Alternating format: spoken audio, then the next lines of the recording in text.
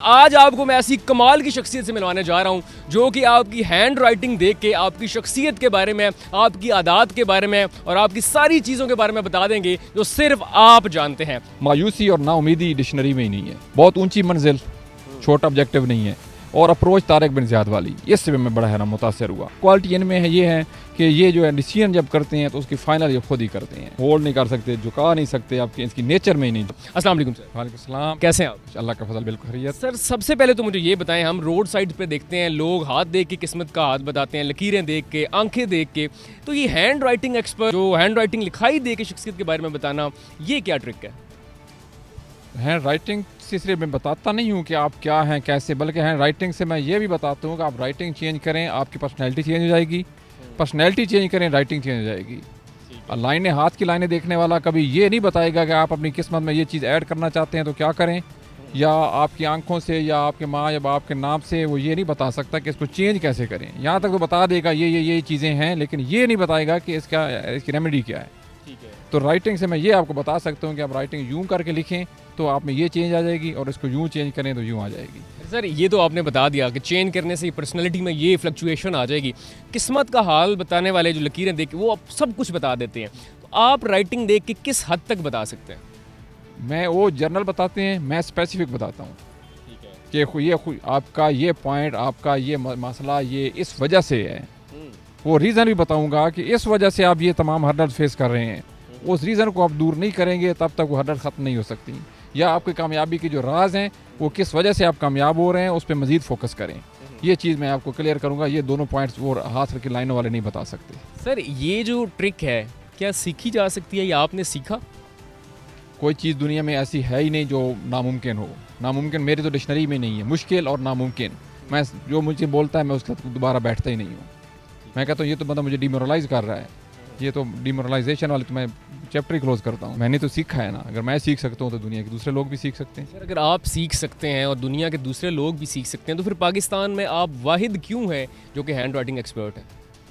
Writing पे लोगों ने काम किया है, लेकिन उन्होंने थोड़ा बहुत किया है, उसके बाद उनकी गाड़ी रुक गई है। उन्होंने मज़ीद काम करने की कोशिश ही नहीं की, क्योंकि जिस पैरामीटर पे उन्होंने काम किया था वो पीक पे थे, बस इससे ऊपर वो जा नहीं सकते थे।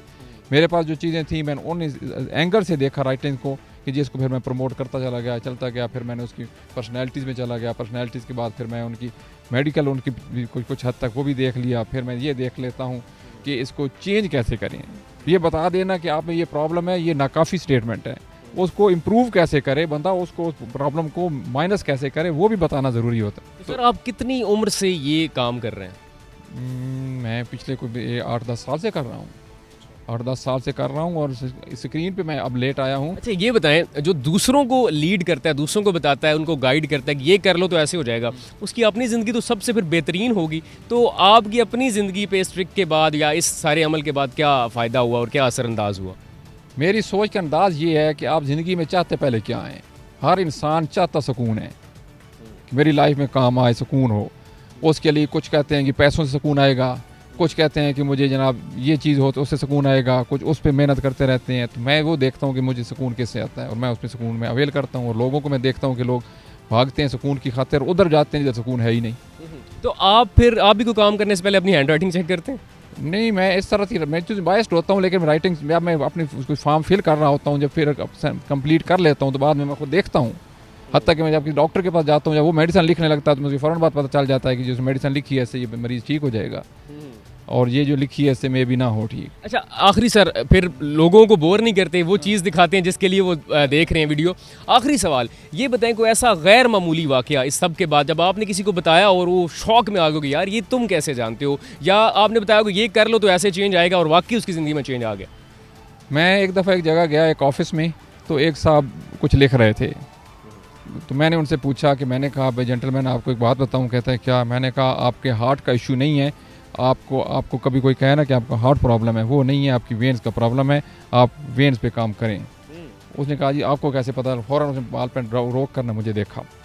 तो मैंने कहा मैं तो राइटिंग से देख रहा हूँ कि आपकी जनाब। उसने कहा भी मैंने एंजियोग्राफी कराई है। तो उसने कहा मेरे वाल्स को कोई इशू नहीं है, जो वेन्स हैं वो तंग हो गई हैं जिस वजह से मुझे प्रॉब्लम आ रही है। मैंने उसे कहा आप इस तरह किया करें, आप दूर न जाएँ, अपने हाथ पे बड़ा एच है, उसकी पहली लाइन को छोड़कर दूसरी एच को ज़ोर से लिखें, आपकी वेन्स खुल जाएंगी।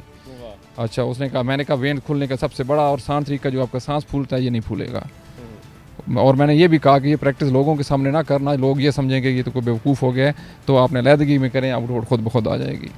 और दूसरी ऐसी बात दिलचस्प, एक जगह मैंने प्रोग्राम किया, प्रोग्राम करने के बाद मुझे ना उनके GM ने बुला लिया, तो उन्होंने कहा मेरी राइटिंग चेक करें और बताएं मुझे क्या बीमारी क्या है। मैंने कहा इस वक्त आपको कोई ख़ास बीमारी नहीं है। तो किसी ने कहा नहीं बस ज़्यादा ख़ास नहीं है, इनको कैंसर है। तो मैंने कहा इस वक्त कैंसर भी नहीं है, आप टेस्ट करवा लें बेशक। तो वो साहब उन्होंने कहा जी हाँ, उन्हें जब कंफर्म किया गया तो उन्होंने कहा जी मुझे कैंसर था, लेकिन 3 माह पहले डॉक्टर ने रिपोर्ट नेगेटिव आ गई और मैं मेडिसिन नहीं ले रहा। तो बिल्कुल ठीक। हाँ जी ठीक है। ये वो जो 2 ऐसे सिनेरियो बने थे मेरे लिए कि जो एक अमेजिंग और उनको चौंका देने वाले थे। सो नाज़रीन, आपको भी चौंकाते हैं। हमारे पास कुछ सैंपल्स हैं जो मैंने अभी बिल्कुल स्टार्ट करने से पहले उनको दिए हैं। ये हैंड राइटिंग कुछ लोगों की है, वो इनको दिखाते हैं, इनके बारे में राय लेते हैं, अपने बारे में भी राय लेता हूँ क्योंकि मैंने अपनी हैंड राइटिंग में इनको दी हुई है। और आखिर में सबसे ख़ास एक सिग्नेचर है, क्योंकि हमारे पास उनकी हैंड राइटिंग नहीं है, उनके बारे में एनालिसिस करेंगे और बाद में इनको बताऊँगा कि ये सिग्नेचर किसका था। तो सर, सबसे पहले आप किसके बारे में बताने जा रहे हैं? ये जो राइटिंग सबसे पहले मेरे पास पहले पड़ी है, इनका ये काम है, ये वीनरी हैं। और वीनरी 2 किस्म के होते हैं।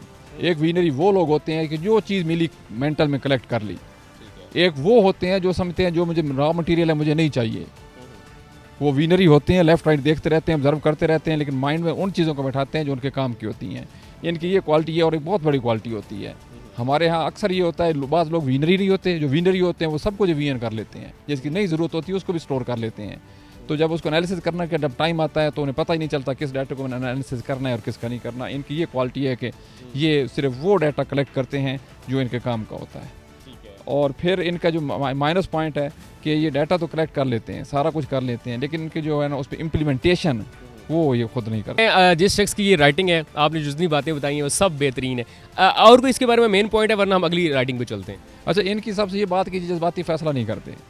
हाँ ना, इनके आप तारीफ़ों के पुल बांध लें तो भी काम वो अपने सिस्टम पैरामीटर हैं, उन पर पूरा नहीं उतरे तो जाएं आप तारीफ़ें करते रहें, आप बहुत अच्छे हैं, ये हैं, वैसे हैं, कैसे हैं। उनका ठीक, वो अच्छी बात है, बहुत अच्छा कि आपने अपना टाइम ज़ाया किया है। बताएं, कम टू द पॉइंट, आप मुझे बताएं पॉइंट क्या है। वो पॉइंट लगा दें, हाँ वो अगर पूरे नहीं आते तो कहते हैं ठीक है जाएं। आपने 101% सही बात। और वो जज्बाती फैसले नहीं करते। सर, सेकंड राइटिंग पे चलते हैं। वो आप बता दें कि उनके बारे में आपकी जो राय है वो क्या है, उनको देख के, उनकी राइटिंग देख के आपको क्या समझ आई है? इनकी इम्प्लीमेंटेशन बेहतरीन है।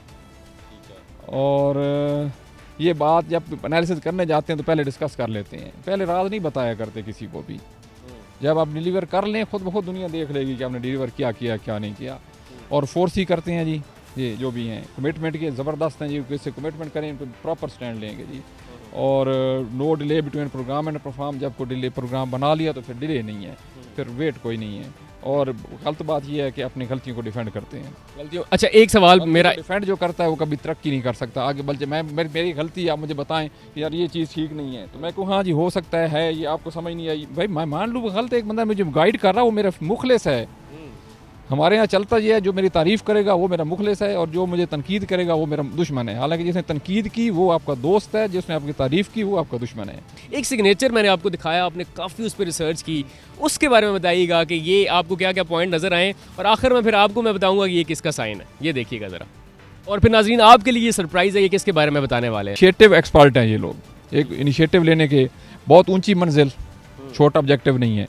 और अप्रोच तारिक बिन ज़ियाद वाली, इससे मैं बड़ा हैरान मुतासर हुआ। अच्छा, ये थोड़ा एक्सप्लेन करें क्या तारिक बिन ज़ियाद ने कश्तियाँ जला दी थी कि हम कश्तियाँ ना होंगी ना वापसी का रास्ता हम सोचेंगे। जब उन्हें रिवर क्रॉस किया था ना, तो उसने कहा जब रिवर क्रॉस करके अटैक करने गई थी टीम उनकी, तो जब उतरे सारे उन्हें उतर गए, उन्होंने कहा कश्तियाँ जला दो, ताकि आपको पता चले, अपनी टीम को बता दिया था कि या हम मरेंगे या जीतेंगे, तीसरा रास्ता मेरे पास नहीं है। तो इनकी जो अप्रोच है वो सबसे ये एक और ऊंची ऑब्जेक्टिव, एक तो आम सब्जेक्टिव नहीं, आप ऑब्जेक्टिव नहीं होल्ड करते, ये छोटे बातों पर बात नहीं है। और तारिक बिन ज़ियाद वाली अप्रोच, इसलिए मैं उस अप्रोच को मैं बहुत मुतासर हुआ कि तारिक बिन ज़ियाद वाली, और मूव फॉरवर्ड इनका नारा है कि चलते रहो, चलते जाओ, बढ़ते जाओ आगे। मायूसी और नाउमीदी डिक्शनरी में ही नहीं है ना। जिस काम का सोच लेना है उसको मुकम्मल करके ब्रेक लगानी है, वरना रोक की सकता ही नहीं है। बेशक उसको जितनी हर्डल आती रहें, जितना मसला है, जितना वाज करते रहें, कंसंट्रेशन पॉसिबल ही नहीं है। उन्होंने कहा जब सोच लिया वो करना ही करना, वो उसके बाद फिर देखेंगे क्या करना है। झुकना तो वो मोल्ड नहीं कर सकते, आप झुका नहीं सकते इस बंदे को। मोल्ड नहीं कर सकते, झुका नहीं सकते, आपके इसकी नेचर में ही नहीं झुकना।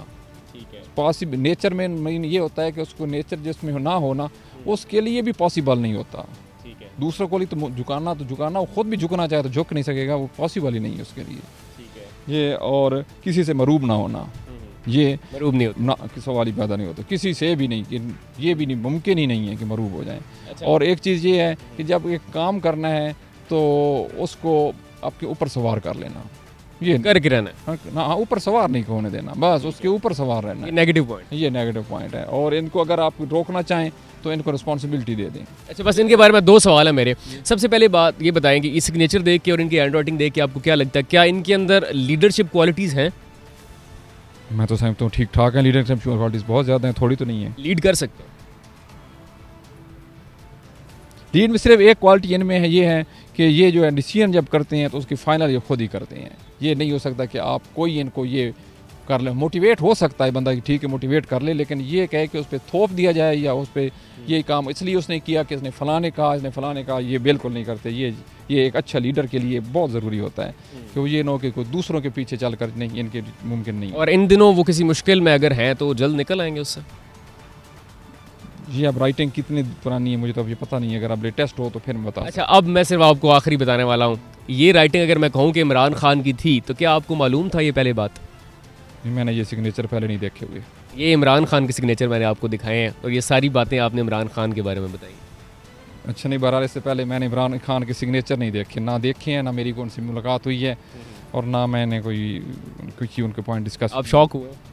हाँ, अब तो मुझे आप सब कुछ चुकाते हैं, आप चौंके। हाँ, क्योंकि मुझे नहीं पता था ना कि किसके हैं। आपने वैसे पूछा, जनरली 3-4 ये थी राइटिंग, 2-3 इधर थी, एक ये सिग्नेचर थे। अगर लेटेस्ट हैं तो मैं आपको ये बता सकता हूँ, अगर लेटेस्ट राइटिंग या सिग्नेचर तो इनका फ्यूचर क्या है मैं बता सकता हूँ। कभी नेक्स्ट प्रोग्राम में कि लेटेस्ट आपको मिल जाए तो बताइएगा। वो तो अब लाइन लग जाएगी। सो नाजरीन, ये थे आसिफ मजूका साहब, जिन्होंने दुनिया का वो काम कर दिया जो आज तक हमने सुना नहीं है। ये हैंड राइटिंग एक्सपर्ट हैं और हैंड राइटिंग देख के सब कुछ बता देते हैं, और एंड पे हमने इन्हें चुका दिया। ये जो सिग्नेचर और ये जो पेज पे पढ़ रहे थे, ये हमें 2 मिनट पहले इन्हें सिग्नेचर दिखाए, इन्होंने पॉइंट्स लिखे और वहाँ से वो पॉइंट्स दे के बताए, और एंड पे इन्होंने हमें कहा कि हमें भी मालूम नहीं था कि ये इमरान खान के सिग्नेचर है। आपको आसिफ मजूका साहब से मिलकर कैसा लगा कमेंट सेक्शन में लाजमी बताइएगा। अब तो बहुत सारा ख्याल रखिएगा। अल्लाह हाफिज़।